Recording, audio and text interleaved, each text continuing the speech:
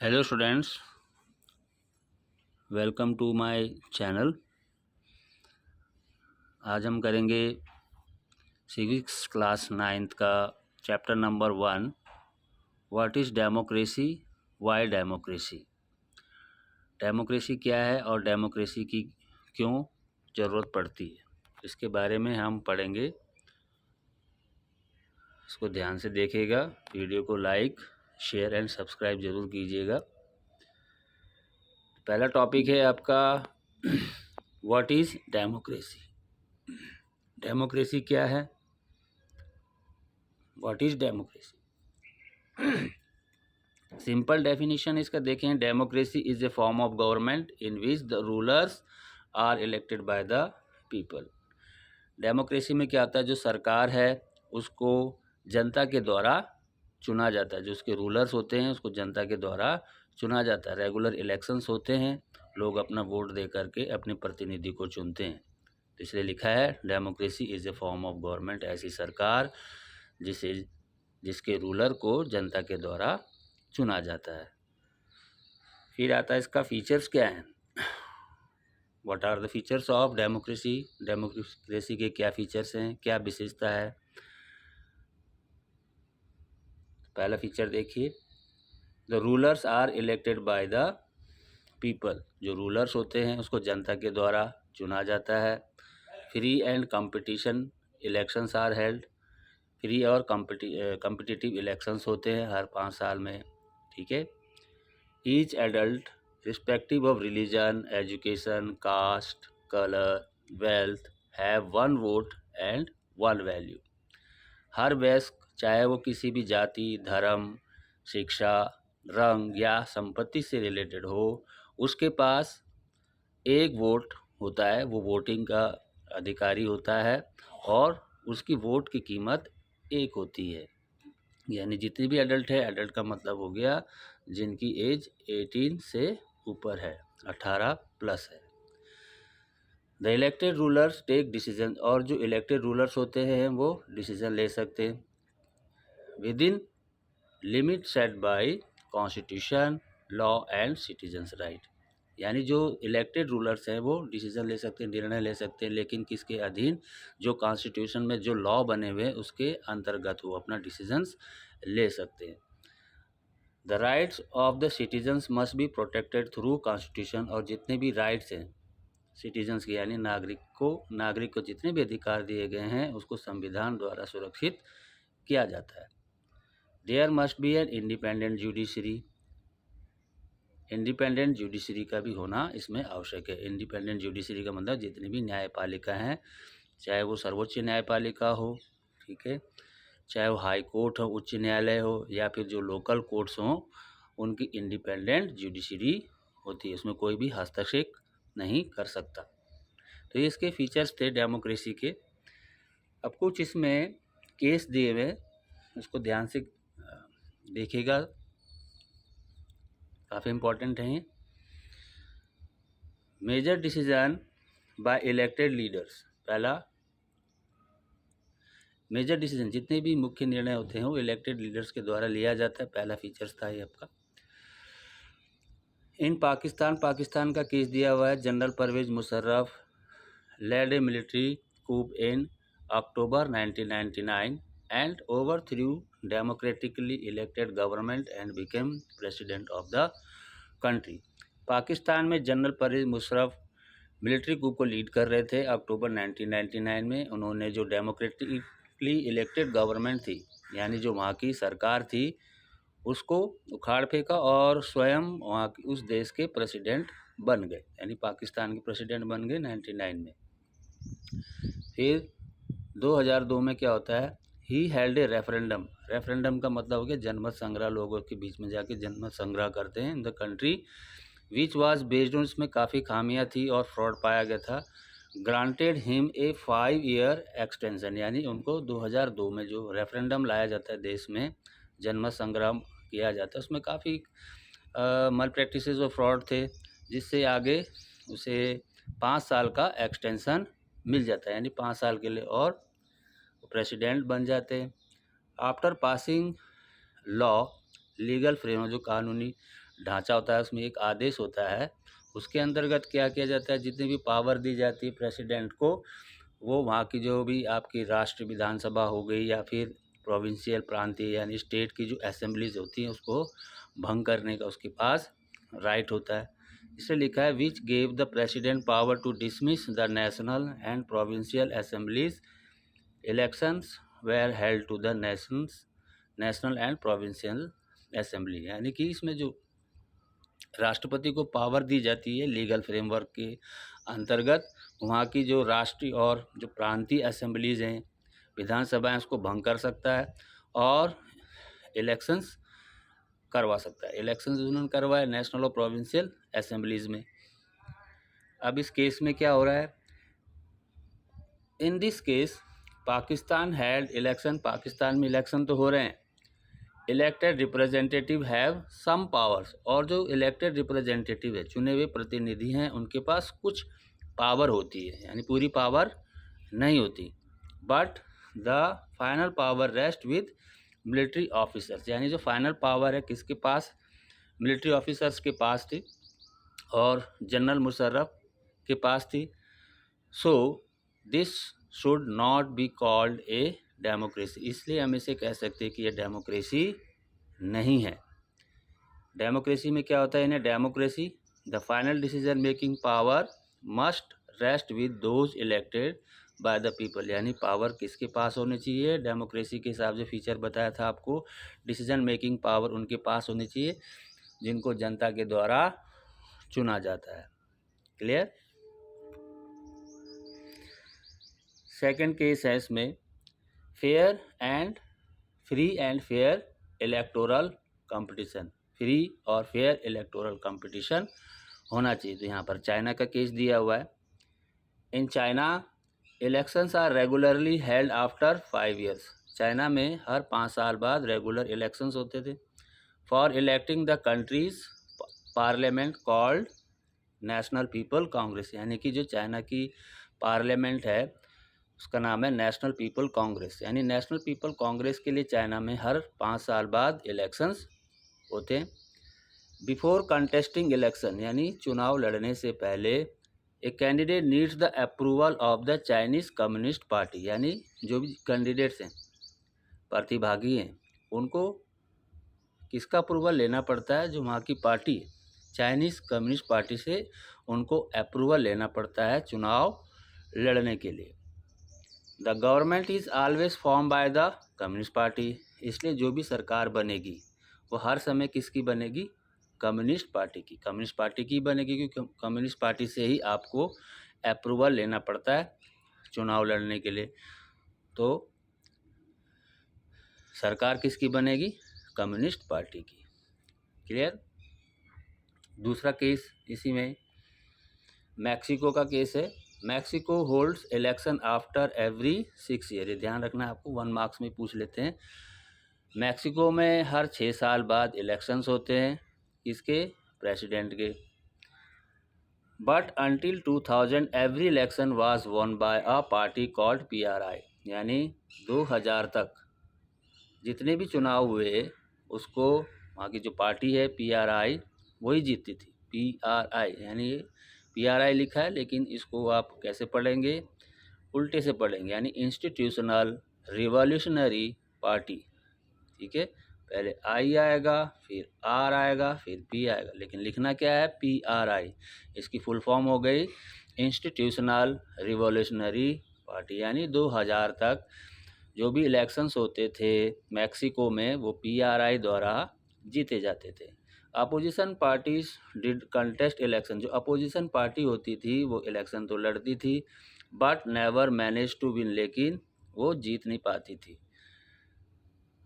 As PRI was known to use many dirty tricks to win elections, क्योंकि जो PRI जो party थी वो काफ़ी डर्टी ट्रिक्स अपनाती थी जिससे कि वही इलेक्शन जीतती थी PRI। अब 2 केस हो गए इसमें, चाइना और मैक्सिको का। Both the cases should not be called a democracy, इन दोनों केसेस को हम डेमोक्रेसी नहीं बोल सकते। A democracy must be based on, democracy कैसे होनी चाहिए, फ्री और फेयर इलेक्शन वहाँ पर होना चाहिए। where those currently in power have a fair chance of losing। यानी कि जो करंटली यानी जो पावर में है, जिसके पास पावर है, जिसकी सरकार है, उसके भी चांस हो सकते हैं हारने के। ज़रूरी नहीं है कि जो सत्ता में है वह हर साल जीते या हर 5 साल बाद जीते। जो भी रेगुलर इलेक्शंस होते हैं उसमें जीते ही जीते हैं, ये कोई इसमें हारने के भी चांस होते हैं। क्लियर। अब आता है आपका 1 पर्सन 1 वोट 1 वैल्यू। एक व्यक्ति एक वोट और उसकी कीमत क्या है, 1 है। There are many instances of denial of equal right of vote. इसमें भी कई बातें बताई गई हैं जो भी वोटिंग पावर की है। कई इसमें इक्वल राइट टू वोट की बात की गई है, इसमें भी डिनाई किया जा सकता है। जैसे सऊदी अरेबिया का केस है। Saudi Arabia, women do not have the right to vote, यानी जो औरतें थीं उनको वोट का राइट नहीं था। फिर दूसरा केस है इसमें इस्टोनिया का।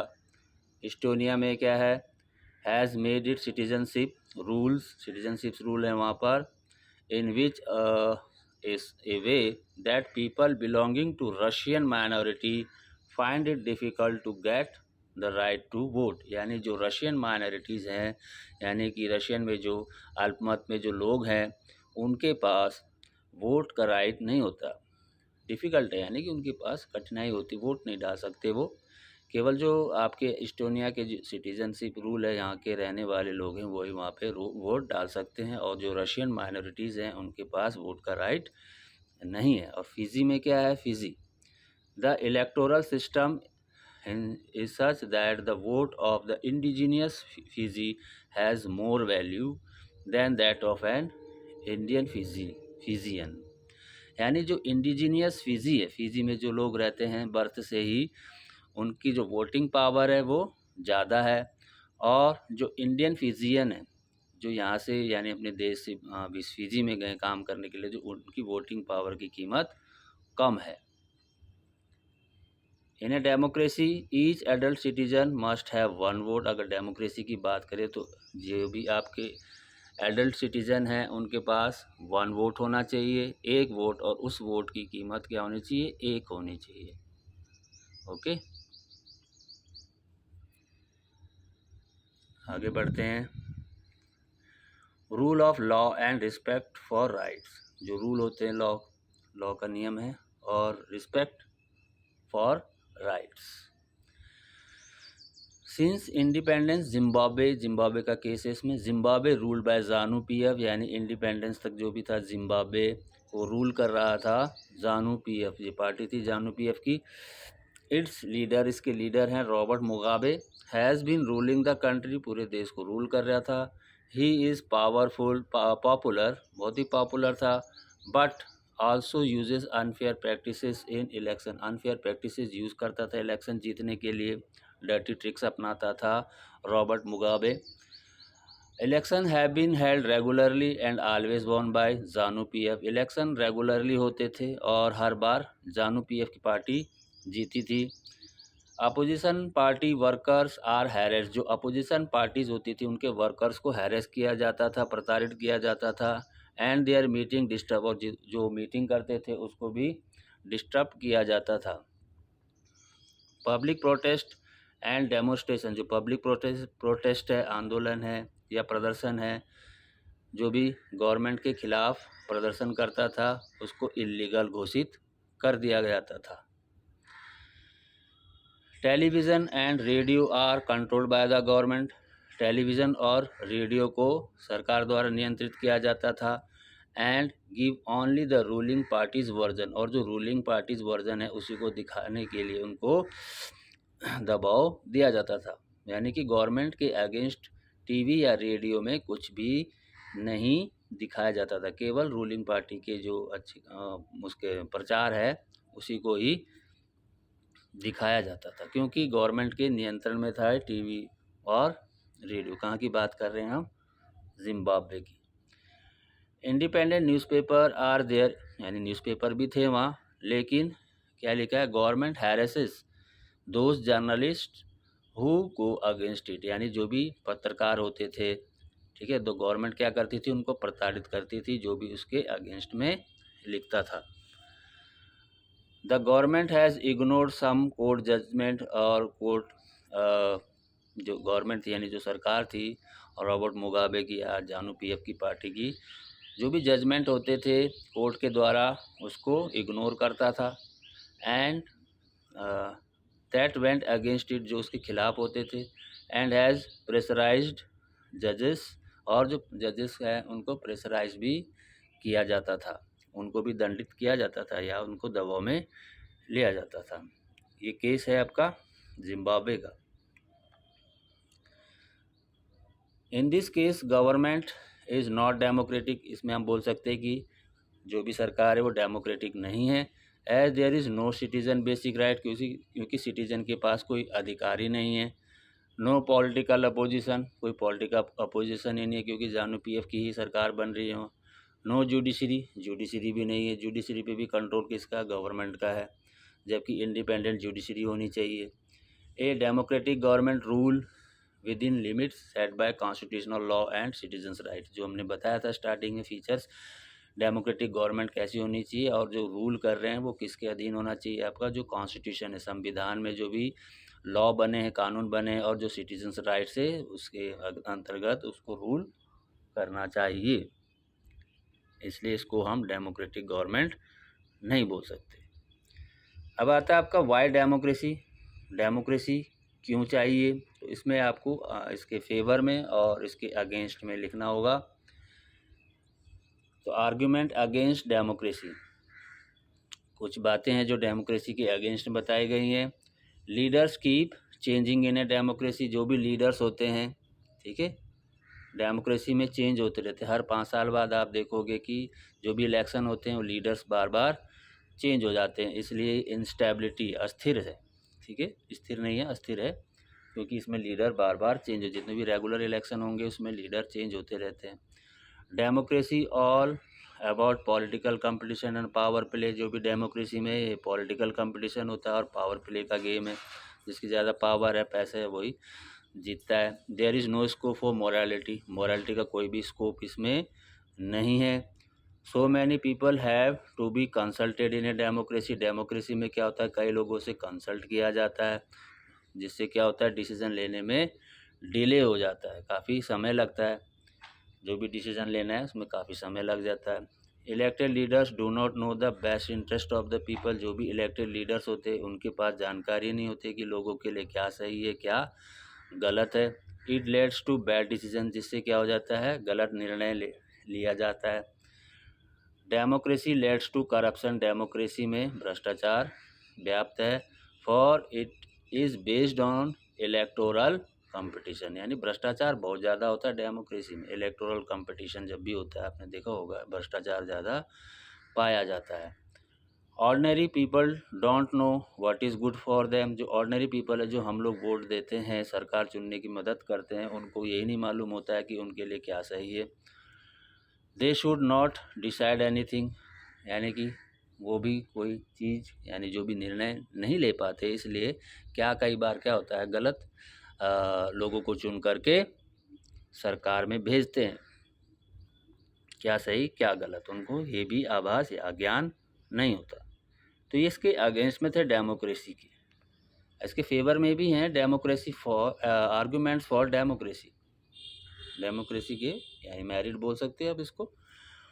Democratic government is a better government because it has more accountable form of government, यानी डेमोक्रेसी गवर्नमेंट अच्छी सरकार मानी जाती, बेटर है क्योंकि इसमें अकाउंटेबिलिटी ज़्यादा होती है, उत्तरदायी सरकार होती है ना, अकाउंटेबल है।